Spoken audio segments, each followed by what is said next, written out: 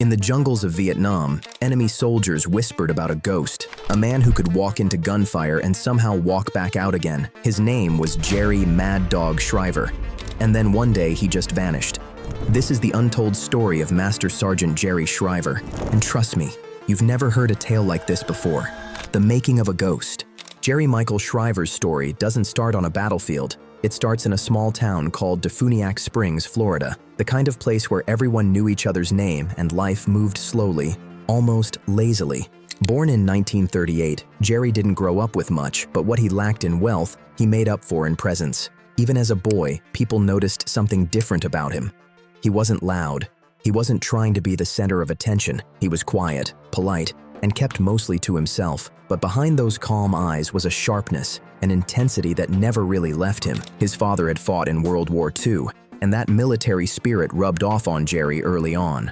While other kids were busy chasing thrills, Jerry preferred reading, walking in nature, and pushing himself quietly. He wasn't the type to chase popularity or waste time on crowds. Instead, he valued discipline, purpose, and control, traits that would later define him as a soldier.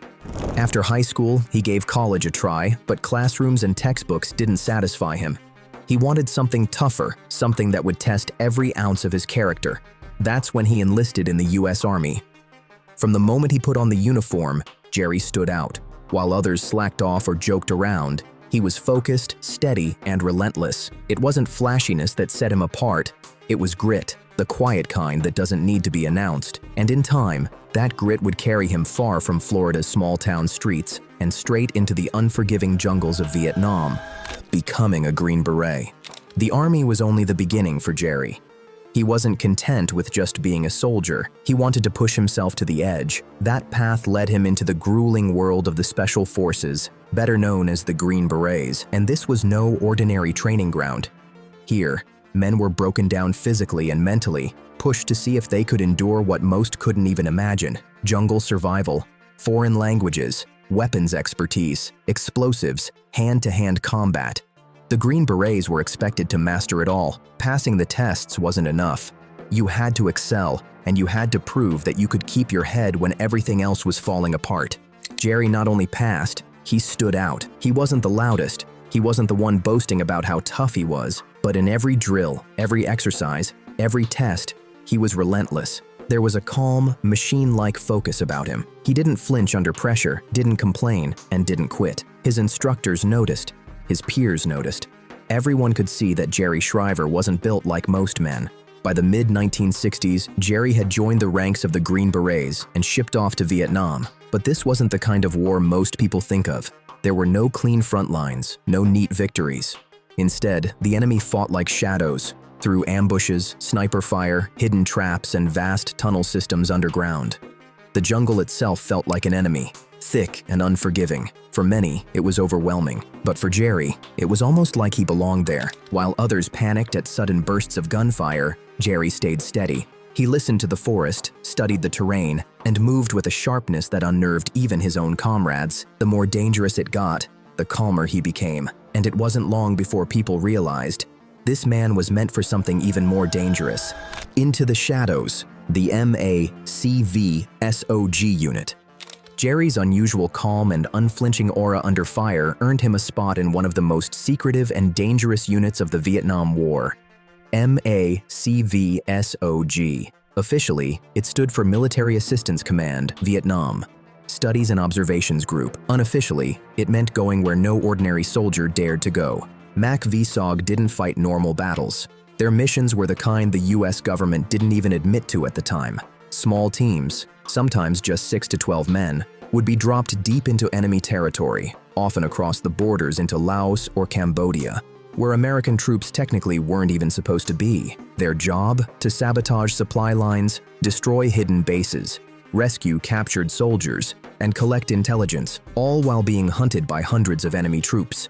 There was no backup. If a mission went bad, there was no cavalry coming to save them. It was all or nothing. And Jerry thrived in that brutal reality. His leadership style was unlike most. He didn't bark orders for the sake of authority. And he didn't treat allies like disposable tools. He worked closely with the Montagnards, the indigenous tribes of Vietnam's highlands who hated the communists and fought alongside the Green Berets. While some American soldiers dismissed them, Jerry treated them with respect, shared meals, learned their language, and fought shoulder to shoulder with them. That bond made his teams stronger, and it made him trusted in ways few outsiders ever were. But above all, Jerry led from the front. He wasn't the kind of man to sit back and watch others take risks. When a mission meant walking into the line of fire, he was the first one there. To him, danger wasn't something to avoid. It was part of the job, and the more he faced it, the more his legend began to grow. The rise of Mad Dog. The incident that carved Jerry Shriver's name as a living legend among the soldiers happened in 1966, deep in Laos. His small team had been sent to shadow the Ho Chi Minh Trail, but the North Vietnamese had anticipated their presence. Within minutes, the jungle erupted with fire, grenades and bullets raining down from every direction. It was the kind of ambush that usually ended in silence, with an entire patrol wiped out. But Jerry wasn't wired for retreat. He didn't freeze or panic. Instead, he charged headfirst into the wall of fire, dragging one wounded teammate across the mud, then going back for another. Bullets ripped into his own body and blood soaked through his fatigues, but he kept moving. Grenade in one hand, rifle in the other, he fought like a man who had already accepted death and decided he wasn't going alone. But somehow, against all odds, he got them both out. When the battered team finally made it back to base, Jerry didn't seek applause. He didn't even mention his wounds. He simply cleaned his rifle, reloaded his magazines, and prepared for the next mission. That cold, unshaken composure earned him the nickname that stuck, Mad Dog. Word spread quickly. To the Americans, he became a fearless ghost who didn't know fear. To the enemy, he became something darker, the White Ghost, the ghost of the jungle.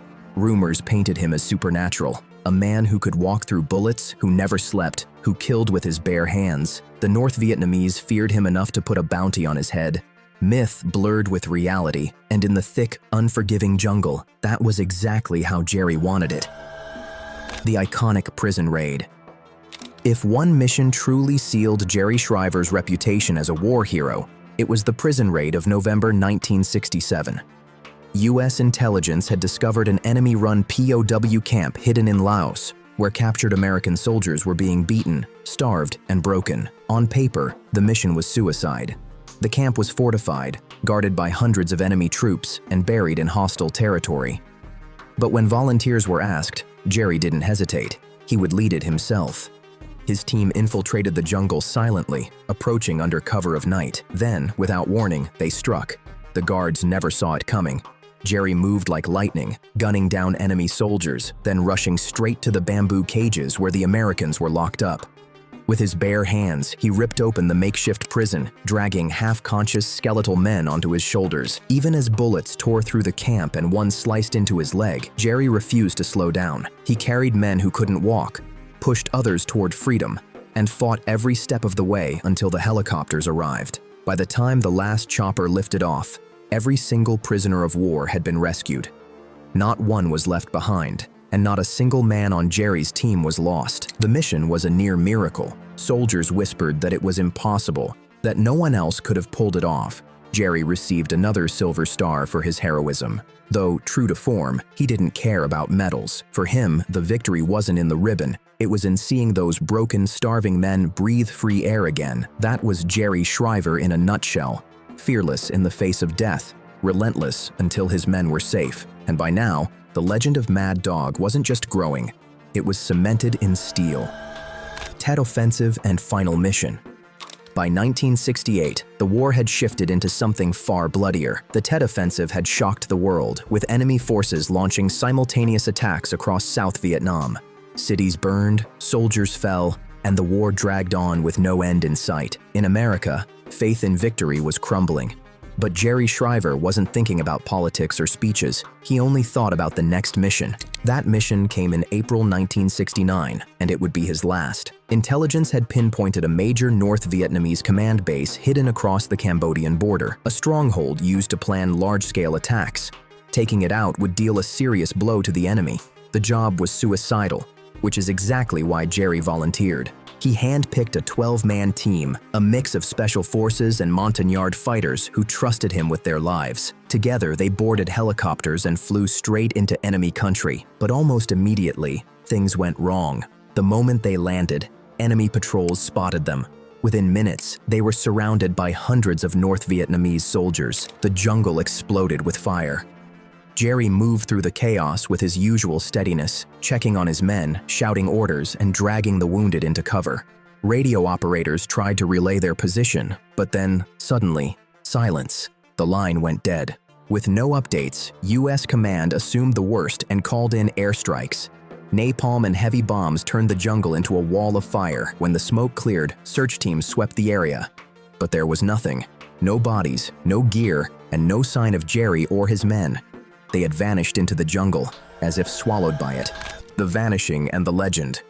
Jerry Shriver was listed as missing in action and in 1974 officially declared dead, but his disappearance left behind more questions than answers. How does a 12-man team simply vanish without a trace? Some believed he had been killed in that firefight, buried under the wreckage of napalm and jungle. Others whispered about capture, that Jerry had been dragged alive into the shadows of Laos or Cambodia. Over the years, escaped POWs told haunting stories of a pale American with long hair and a beard, seen chained in secret camps. Some swore it was Shriver. None of it was ever confirmed. The mystery only deepened the legend. By the end of his career, Jerry had completed over 100 combat missions, earning 3 Silver Stars, a Bronze Star, and a Purple Heart. Yet those medals were never the measure of his legacy. He didn't care about glory. He didn't give speeches. He didn't write memoirs. His legacy was something raw, something that couldn't be neatly framed on a wall. Among the soldiers who fought beside him, and even among those who only heard whispers in the jungle, Mad Dog Shriver became a myth. A ghost story told in foxholes and briefing rooms. A reminder that in the chaos of Vietnam, there was one man who walked straight into the storm and never walked back out. Even today, in the circles